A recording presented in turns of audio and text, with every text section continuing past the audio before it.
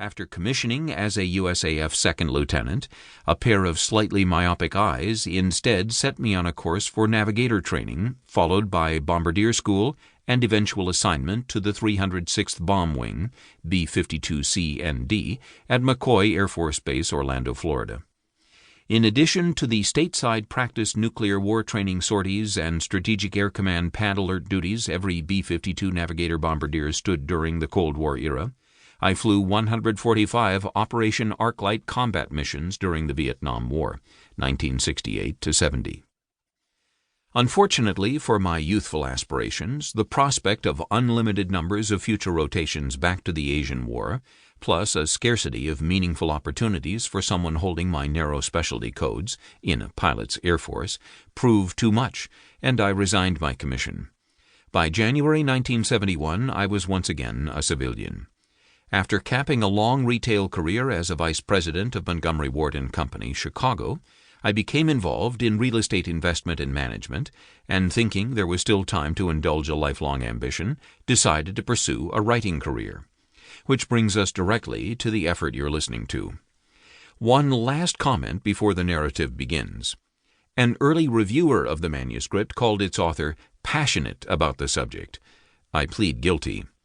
To all my fellow heavy bomber navigators and bombardiers, and yes, electronic warfare officers too, from World War II up to the War on Terror, I can only hope neither this book nor my version of events has let you down. Prologue: The Poor Players.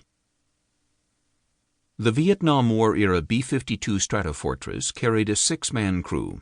On some models, the tail gunner was alone and 150 feet to the rear of the cockpit. On others, he was forward, next to the electronic warfare officer in the front cabin's upper deck.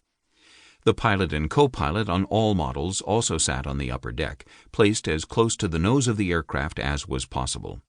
These four crewmen installed as one might expect in a military bomber, with windows and portholes available to scan the skies above and keep track of the good planet Earth below. Toward the rear of the upper deck, back in its shadowy interior, behind the pilots, behind the jump seat, behind the bunk position, and just before reaching the electronic warfare officer's station, there was a square-shaped breach in the deck floor. This opening was about 3 feet on a side, and it led down to an even darker nether region below. In the dim light common to that part of the cabin, even on sunny days, it resembled nothing so much as a refuse trap, an uncovered sewer drain perhaps, where should a water hose be unleashed, all the flotsam and jetsam accumulated on the upper deck could be instantly flushed away. It was down in this forbidding void, this black hole of Calcutta as it came to be known, that the B-52 Navigator-Bombardiers nested. From there, from within that claustrophobic and windowless den of black boxes, vacuum tube racks, radar scopes, instrument panels, and navigation and weapon delivery systems, the two iron bomb artillerymen strutted and fretted their hour upon the Southeast Asian stage, until the agony at last came to an end and their kind was heard no more. Chapter 1. Operation Linebacker 2, The First Day.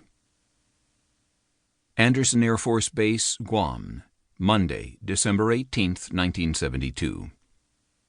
It was hot on the Rock, hot in Agana City, hot in the surrounding villages, hot on the beaches, hot in the jungle, and hot on the handful of narrow roads that connected the tiny island's human presences. It was especially torrid on the northeastern tip, where several score of the world's largest bombers, the spear point of the most powerful aerial armada ever assembled, prepared for battle. Here the great strike fleet hunkered like a school of black sharks at the ready, their tall, knife-sharp vertical fins menacingly erect. A very long train of blue, school-type buses, just visible through the mirage-like shimmerings rising off the ramps, taxiways, and runways, emerged from behind a cluster of tropical white buildings. The vehicles slowly weaved their way through the hundreds of vans, trucks, and motorized equipment units flittering hither and yon, the bus drivers using extraordinary care to avoid interfering with the several thousand frantic, overtaxed men charged with servicing the complex warplanes. The three bomber crews, shoehorned inside each bus, on tiny seats unaccountably designed for children, were miserable. Every window